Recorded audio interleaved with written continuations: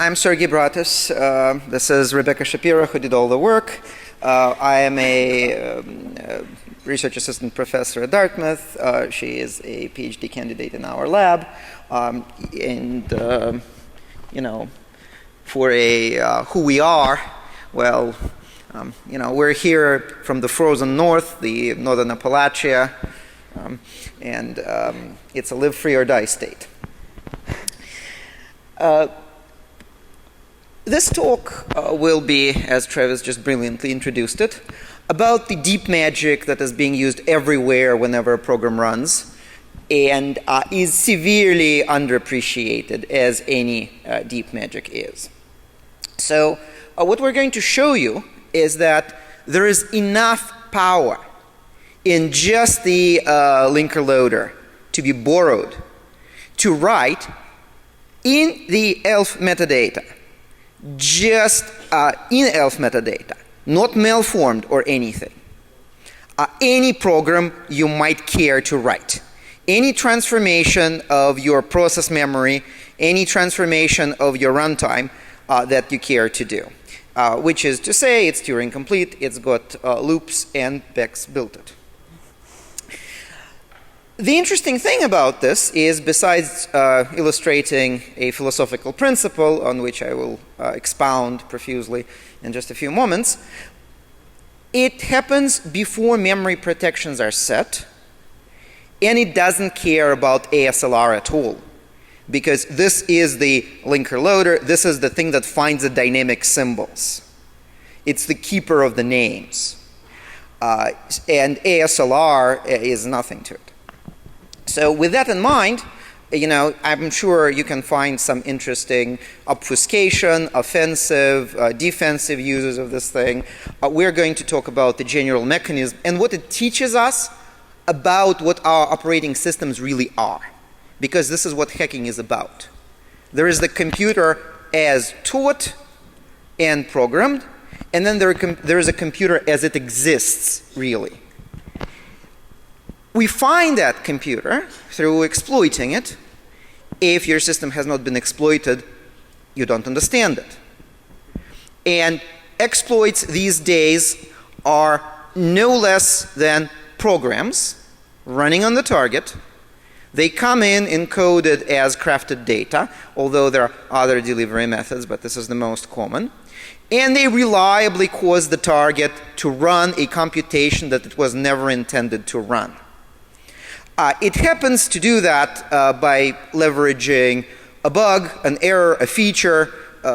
These are known as primitives, and there is a brilliant introduction in FRAC 61, Article 6, by JP that talks about this particular one primitive, which looks like a really weird assembly instruction. AAB, A4, BMO, right? 4 bytes almost anywhere. And if you're familiar with format strings, %n is that thing that you can leverage to cause the internals of the print formatter converter to do a computation for you that was never ever expected and can be quite a nasty surprise to the owner of the system. So in the slide deck on the disks, on the CDs that you got, I have a rather wordy set of slides explaining why this is interesting. And then, of course, just a couple of hours before the con, I got this great idea. Hey, there'd be people who like H.P. Lovecraft here. Possibly? Okay. So, weird machines. I'm going to talk about this term that got coined when I was giving a talk at Felix Lindner's Recurity Labs workshop. And, you know, that I absolutely love this picture. This is what 20th century warfare was supposed to be in, you know, in the eyes of the artist from the 19th century. So talk about weird machines, cyber war. Probably our ideas of cyber war are going to be just as accurate. But coming back to what is the real computer that is in front of you? What is the real system as opposed to what is the model of it? We discover that with exploits. And then you ask yourself, well, what are exploits? Are they data or code? It's interesting. Exploits are, of course, proofs that your machine is capable of a computation that you have not foreseen. It's a proof by construction, by shell dropping. You can't really argue with a root shell, to quote FX. But exploits show up as inputs, but they run on the target. So what the hell is up with that? Is this a von Neumann machine or some strange Harvard architecture machine, or maybe Miskatonic University of Arkham kind of an architecture? So an exploit is a weird stored data program running on the target. And if you think about your code as this Lovecraftian entity that you just summoned up to work on your data, build your mystic pyramid. This is actually Yog-Sothoth. He is the gate. He holds the key. He is the key. So, yeah, we're not summoning anything in this auditorium. I can't afford the liability insurance. Neither can Dartmouth. So, this is your code. Its tentacles reach into your memory and fiddle with bits of data, pulling it up, pulling it down, rearranging them. And this is how you build the computation that you want. But if you look carefully enough, and this is how people think of their code. Oh, there is code, there is data. But if you look carefully enough, it's a bunch of little octopi-like things, each with a small number of tentacles, working on a very small piece of your data that you control. And if some of them are interesting in that they present a bug or a feature or a primitive, then you can build a machine out of them by manipulating this metadata. To this machine, your metadata is bytecode. The primitives themselves are the little implementations of that bytecode. And this has been the hacker folklore of advanced exploitation since at least 2000. I take absolutely no claim except to naming it and dragging it out as a sort of a coherent body of folklore. If you don't take my word for it, look at Halvor Flake's talk, which he gave at Infiltrate last year. Where have we seen that? Well, this is of course how virtual machines work. A virtual machine has this bytecode, and you implement those little bytecodes. And the only difference between a weird machine, that is what runs your exploit, the collection of your primitives that pass the control and data flow through some areas of memory that you control, is that for a virtual machine, your bytecode is usually contiguous. For a weird machine, it's not. So that tape is really broken. And so think of your target that does anything interesting as this rich, dancing, singing, milk-giving, woolly pig, right? And it's also a code-running pig. If there is enough complexity in the target, how is this for authors Clark a fourth law? Any complex enough memory reading writing program is indistinguishable from a virtual machine on its data, as long as you can craft the data. Input data for a complex enough program is indistinguishable from bytecode for the pieces of the grand monster that you manage to decompose, unwind the tentacles of the monster, and isolate which memory locations are serving for your implicit flows. And so the bit of philosophy is this. Code doesn't work on data. Data runs on code. Input strings run on your parser. As the tentacles reach down, there is strange bubblings in the monster, in the Yog-Sothoth and the old one. And this state changes that you create in it are your expected computation, are your exploit. You can make it explode. You can make it build not a mystic pyramid, but something more useful, such as a root shell. Packets run on your TCP/IP stack. Packets are little programs that run on your TCP/IP stack. The changes in the state of the stack are what you're after. Heap metadata runs on the heap manager.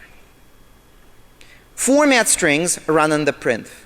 And ELF metadata runs on your runtime linker loader, which Bex is now going to present.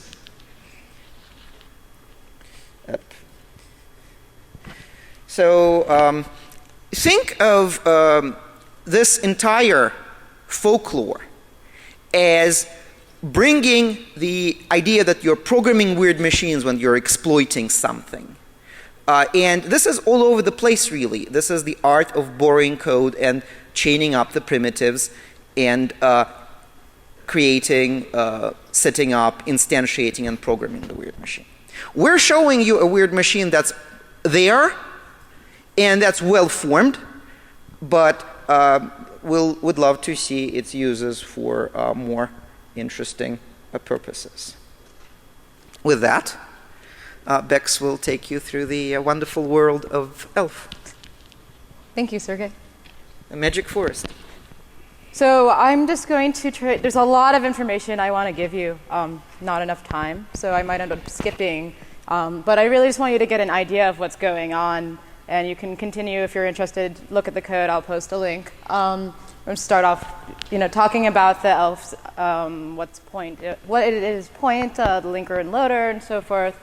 Look at some private work, and try to give you enough background so you can understand how we're using these primitives and getting something that really works outside of what you would normally do with ELF metadata. And hopefully you'll from the philosophical reverie that I just plunged you into. So basically the point of ELF is just how the different components of the GCC tool chain communicate. You have the assembler, static linker, and so forth. But in the end, there's a metadata that's structured so that each component knows how to act on its input, how to lay it out, how to compose it, and so forth. And mostly, I'm looking at the runtime loader, and that's all. That's all I care about. There is a lot of information that's in these ELF files, and I'm not using all of them, not constructing, crafting most of it. But I'm looking with symbols, relocation entries, and so forth. Well, that's pretty much all I'm working with, and the dynamic linking information. There's a dynamic table that helps tell the runtime loader where everything is, and that is what I work with for this tool set I'm making, or I'm calling it a tool set. And just to give you some idea of how many different sections are there in ELF file, each one with its own function in constructing the runtime, in the modern binary, more than 30. Yes. So all data and/or code, metadata, so forth, is contained in ELF sections, except the section headers themselves and the segment headers themselves. Typically, there's one section header per section, and the header just helps you look up where in the file the section is supposed to be, understand its permissions in memory, read, write, execute, where it should be loaded, and so forth.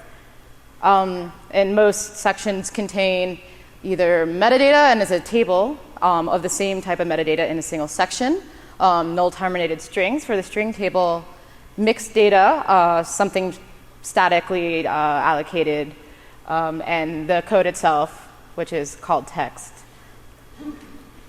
And there are a couple of sections I'm focusing on for this talk. They are the most useful in trying to craft metadata and get some extra computation out of the runtime loader. And first with the symbol table, symbol tables provide information on all variables, all functions, and so forth, so you know where it's located. Sometimes there's a value, sometimes there's other information, the size, how to look it up for the linker. And then here's just some example symbols. There is one that's a variable standard in and has a preset value. Second one is a function, also has some value in there. And then the definition, so this is the structure itself. There's a name, which is actually a pointer into the string table. There is some information about it, value and size.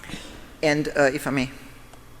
And think of this data as something that the dynamic linker loader eats and finds you the right library, loads the right library, and connects up the little stub that your call goes to in the procedure linkage table through the global offset table, and through a little this little stub, the dynamic linker gets called, finds the symbol, and loads the symbol into memory.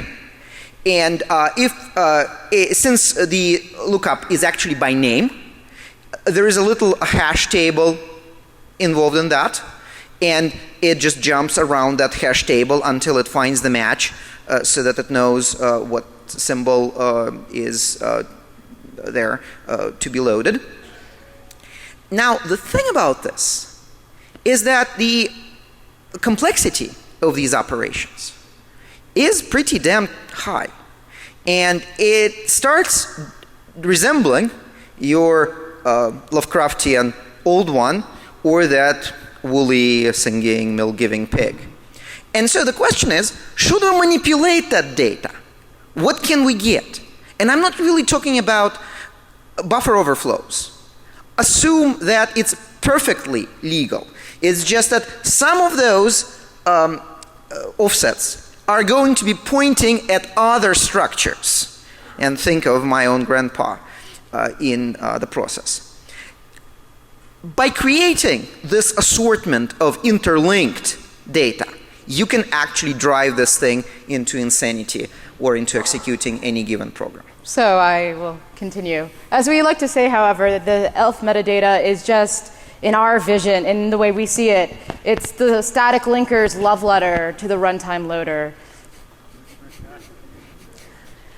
So for relocation tables, this is information from not only the runtime loader, but the runtime linker. And the first one I listed, the Relodyne, is for the runtime loader exclusively, and every entry in its processed during load time. And the second one is for the dynamic linker, the PLT, and that's processed as needed at runtime. The information contained in these entries include offset, where you are eventually writing the output of this operation, and usually you calculate some sort of address, write it in. Info includes the symbol, that if there's a symbol that the entry works with, it's a symbol number. Also, the type of relocation entry is there. And then for AMD64, there's also addendum, which allows you to, depending on the type of relocation entry, add another value into the final computation. Now, imagine, this is the thing that keeps the ASLR working. So you've got this code that you've compiled, and you're about to load at this address, which is in the ELF file. But this is not where you want to load it. You want to randomize that base. Or you can't load the library at that address because another library is taking that up in the processor's virtual address space. And so what you need, and what you are getting out of this mechanism, is a little automaton that goes and patches your binary code or data based on these data structures. So you look at this, you see a useful auxiliary mechanism for relocating data, moving it around in memory. When we look at this, we see this strange creature that touches, lifts up those relocation entries and writes other things in memory. And by the way, we're inspired in this by the locreate by Scape. So look it up in uninformed number 6. So again, what you see is a machine that you can program by crafting those relocation entries, not making them illegal or anything, just driving that engine to do something more. So Two other sections that are interesting are the global offset table and the procedure linkage table. And the global offset table is merely a table of addresses. It's used by the linker to look up any LinkedIn functions that you do not know where exactly they reside until runtime. It also contains a pointer to the linker function that's actually invoked during linking, runtime linking. And this link map structure that contains everything you really need, or the linker needs, to perform the linking for each, and there is one structure for each library, for each ELF object that is there. There is a link map structure. The PLT contains instructions that just work in tandem with the GOT to invoke the fix-up function if needed, or to invoke the function itself if it's been patched. Bex, I think you might want to actually start explaining those symbols. This is the global offset table, obviously. You probably got the relocation table before. What is that one? It's been so long. There's a procedure being linked to another Oh yes, procedure. this is a procedure linkage table, exactly. Okay, shall we go on? Yes, and this dynamic table, which contains all the information needed by the runtime loader, and there's basically a tag that says what the value is, and these are a bunch of ones that we use in our work. Yeah, remember, these are things that point at other things. These are offsets of strings in symbol tables. These are offsets into library files where that symbol live. Yes. These are offsets into a section where things need to be patched on relocation. So now imagine them having a great family. Continue. Yes. So despite that all this information is in the headers themselves, but there's a separate table that has a copy of this information just for the linker. And the dynamic linker and runtime loader, in the end, after it's loaded, only work with this table right here. So if it ever needs to know where the relocation entries are, it looks at the value of DTRELA, and it knows the size, symbol, the location, the symbol table, the location of the GOT, and anything else that's needed for clean execution in the runtime loading and linking stage. So just to give you an example of what happens during loading and linking, suppose we call exec on ping. What happens in the kernel is there's initial setup of the address space where we have the executable mapped, we have the loader itself mapped and a stack, and an entry point is set to invoke this loader. And so now in user space, the loader takes over and starts sending up more things. It looks up the needed libraries. It builds in a heap, stack. Oh, well, the stack was already there. And then it sets the entry point to the executable. And in that part, that's all we are working with in that part of the process. And you'll see that red is execute only, yellow is read only, green is read write, which is important to us. And each library has its own address space for the read only, read write, executable code. And this is an actual memory layout of ping. I took out some parts to fit on the screen. And the stack is at the bottom. You can't see, but it's on the slide. It's just hanging off the bottom. So going back to this, let's zoom in to the executable. And the nice thing is normally during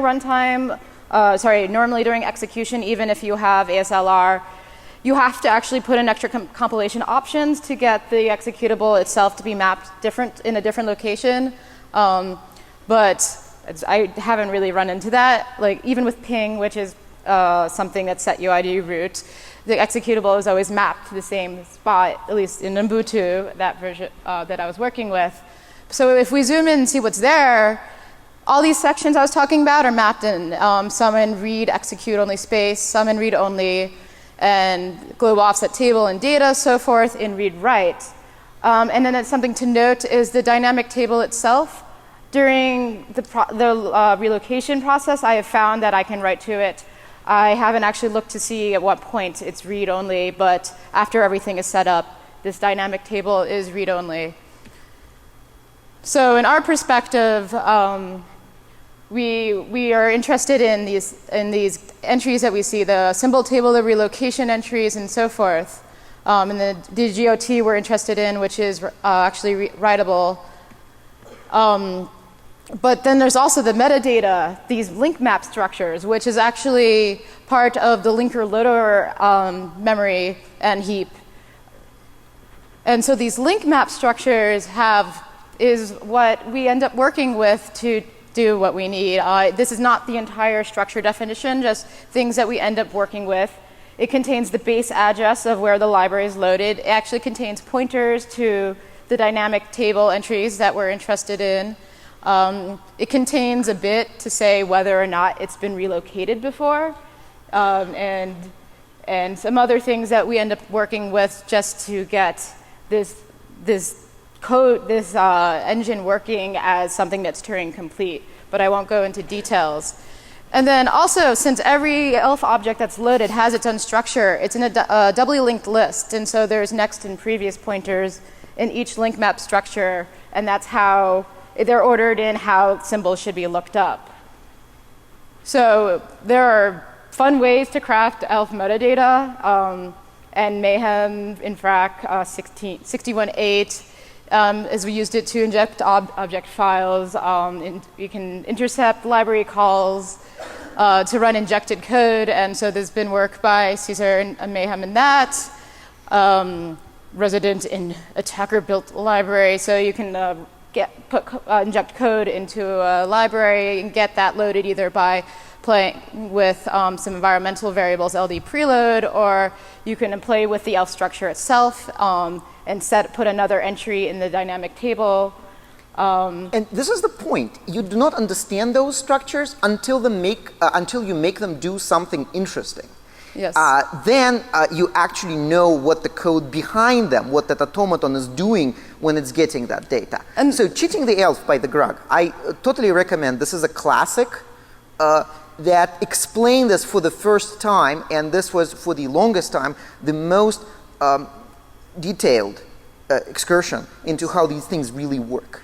And so Locreate is the inspiring work, or helped inspire what we did. It actually uses relocation entries to pack and unpack binaries, and we're kind of taking that a step further by just using relocation entries to act as code itself, or to have an effect, some sort of Turing complete machine running in just runtime loading. So Locreate is a patcher, so it ran over code and transform the code, because, hey, if we're rewriting bytes, we need not rewrite just addresses. We can rewrite opcodes and immediate as well. And so how is that for an obfuscator, deobfuscator, packer, unpacker?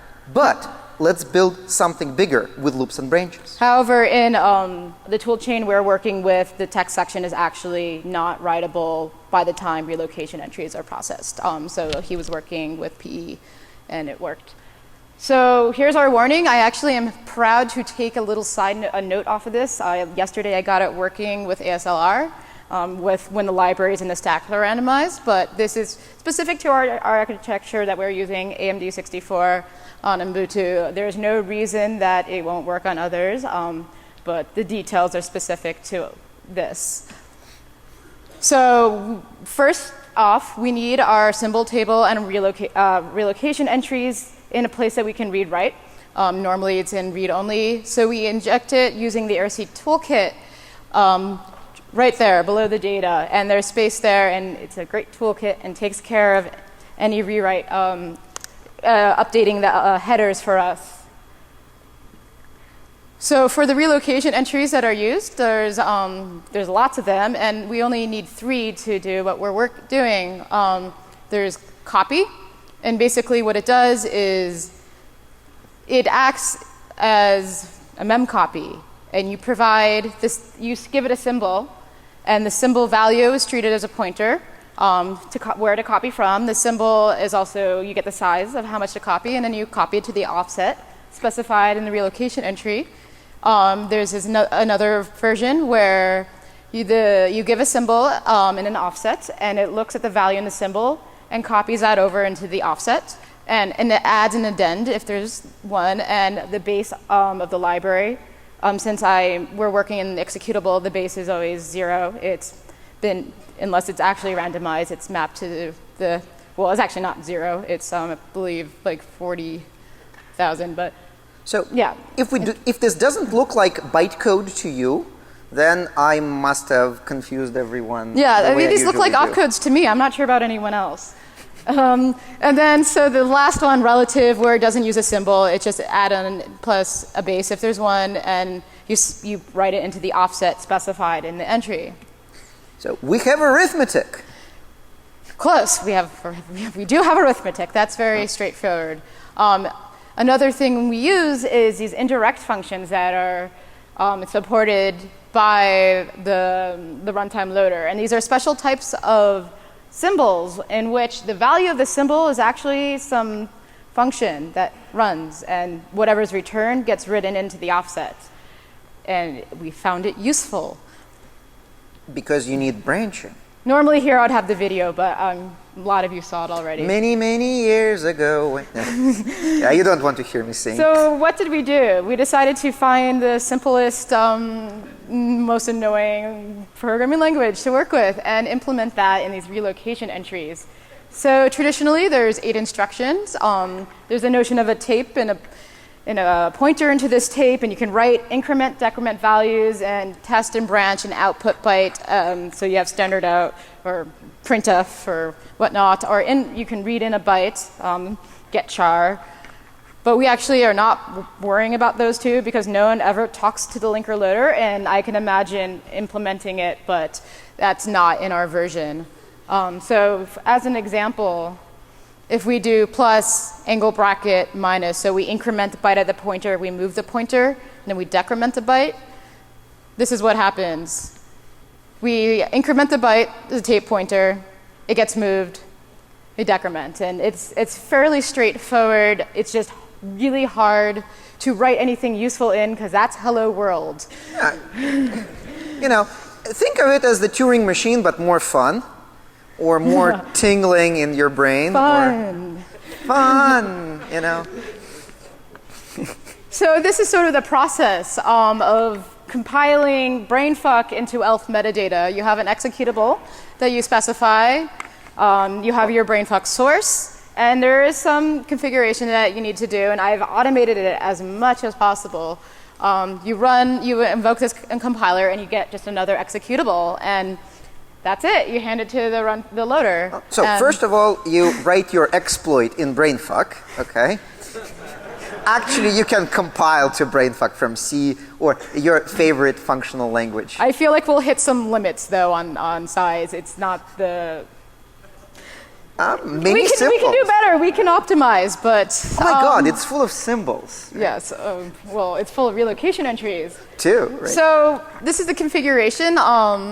There's a lot of stuff we collect at compile time automatically, and so from the dynamic table, actually, so the address of the GOT. In theory, you can get some sort of ROP gadget that returns 0. So it's not, we don't have it done automatically, but you can imagine if it exists, you can find it. And the location of memory of some other things in the dynamic table. And then data collected at runtime using everything else is the base address of libc, the loader, and a stack location, which that's new. We found there's the auxiliary vector, which is basically, the loader's love note to the executable itself with all its arguments, environmental variables, etc. They're all located on the stack. Well, there is a static variable in the loader that points to it. And so I can get to the loader, I can read this value, and get some offsets. Yeah, isn't this nifty? Not only the executable knows how to call the loader from its stubs, obviously it needs to, but there is a pointer back as well.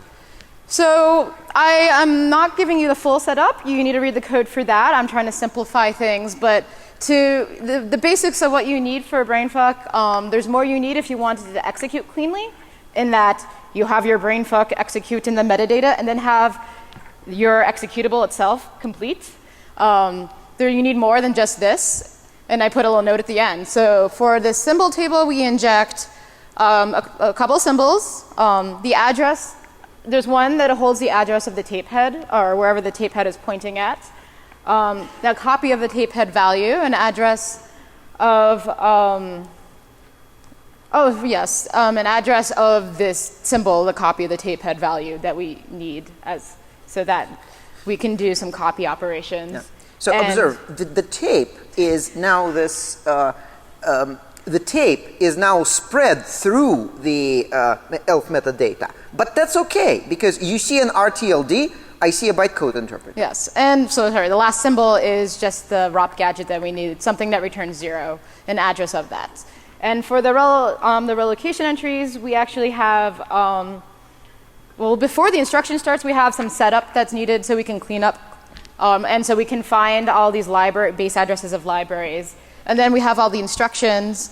Then we have some cleanup instructions, and I'm calling them instructions. They're just relocation entries that do something useful. And then some cleaning, and then the originals, so we can actually have the executable execute after we do whatever we want. So this is how the tape pointer looks to us.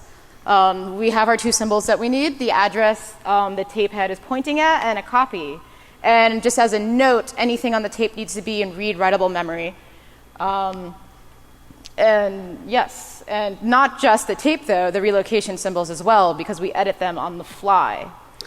But luckily, this is the case because the memory protections, the bulk of the memory protections get set up later. So we need, we need 2 instructions. We need 2 relocation entries to give you a movement of a tape pointer. One of them, I'll show this little demo. That's not a demo, it's an animation.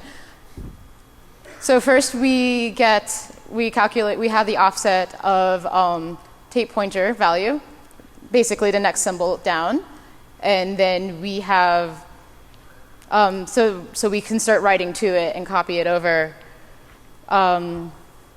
We have, so the symbol of the T pointer, sorry. What we do is the T pointer is a pointer to the symbol. We read that out, and we end up using, good morning, me.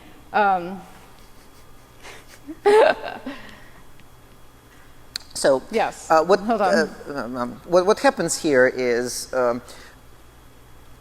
since we control the relocation sections, and we're using them as tape, we have to embed the brainfuck interpreter with all of 6 its brainfuck instructions into the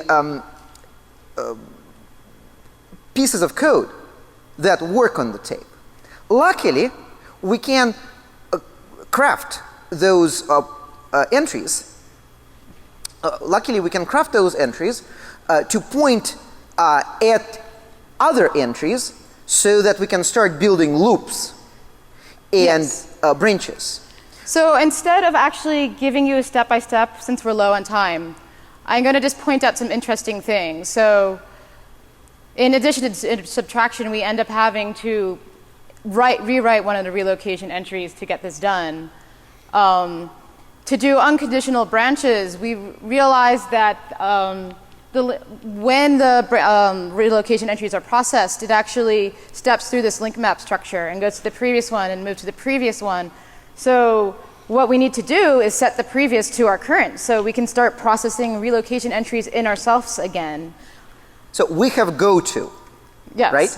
This is the primitive, right? This is the implementation of the bytecode that we are creating.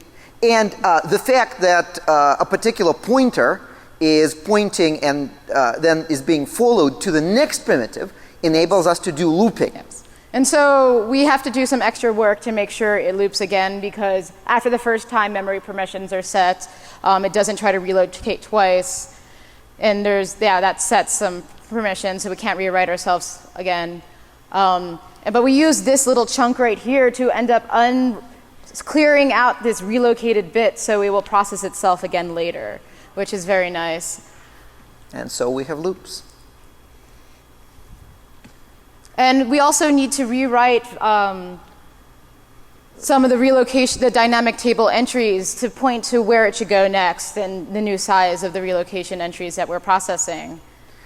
But again, the functionality is helpfully already there. Yes. This is what the relocator actually does all of itself. So to do conditional branches, we use this indirect function symbol. And the interesting part is this shindex, if it's 1, it treats it as an indirect function. If it's 0, it treats it as whatever values in that symbol is just a value. So we end up doing it is telling that to overwrite this end, which basically end is where the relocation entries stop being processed. So we can either set it to 0, so the next time the loop executes, it stops, or we can set it ends up being something way bigger than any of the relocation entries, and it will keep on going, and we can fix everything up in the end. And so we have branches. We have an instruction that behaves differently whether it reads a 0 or a non-zero. So to get actual details of how we do it, I look at the code. It's on GitHub. I'm going to skip the demo because I want to move to something a little more practical.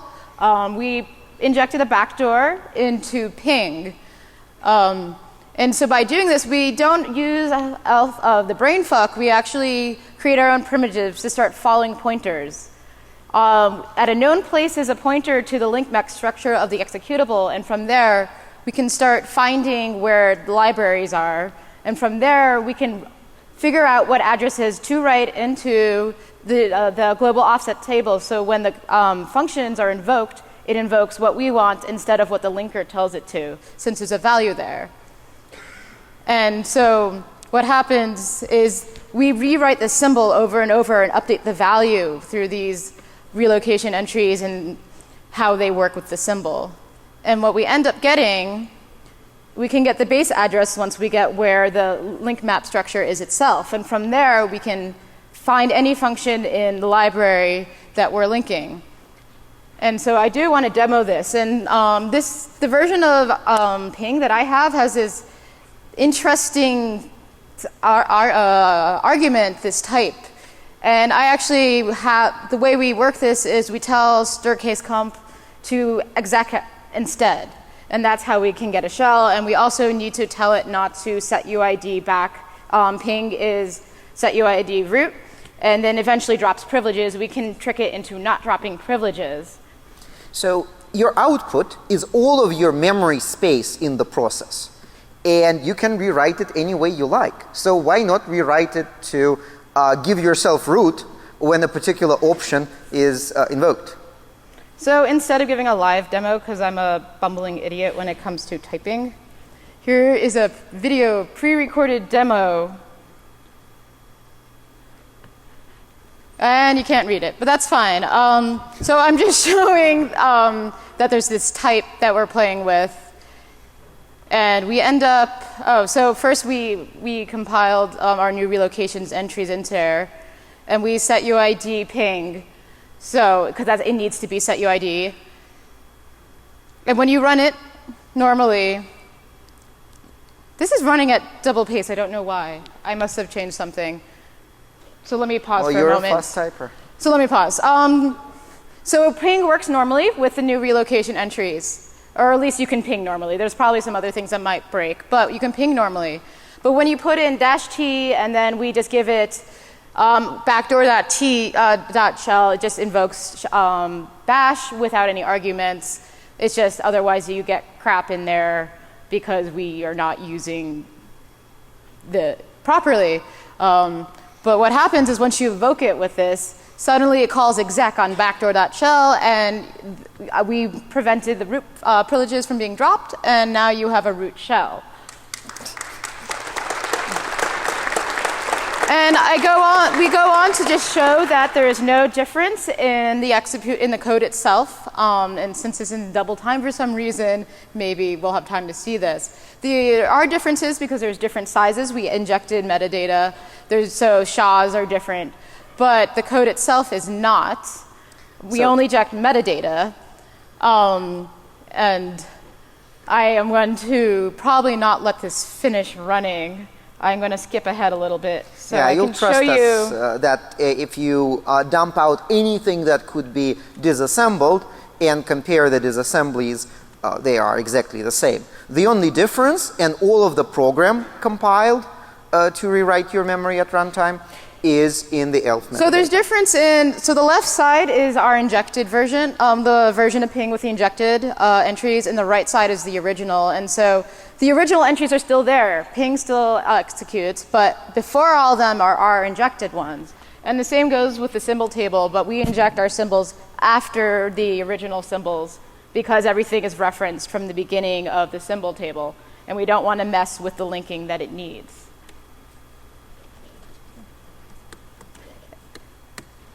Get out of full screen. F11, of course.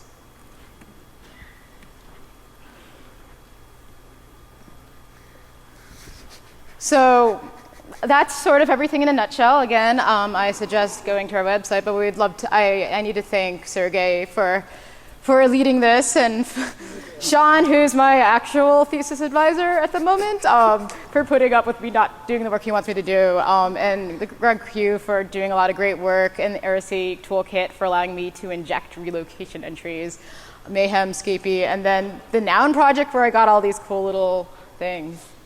Thank you.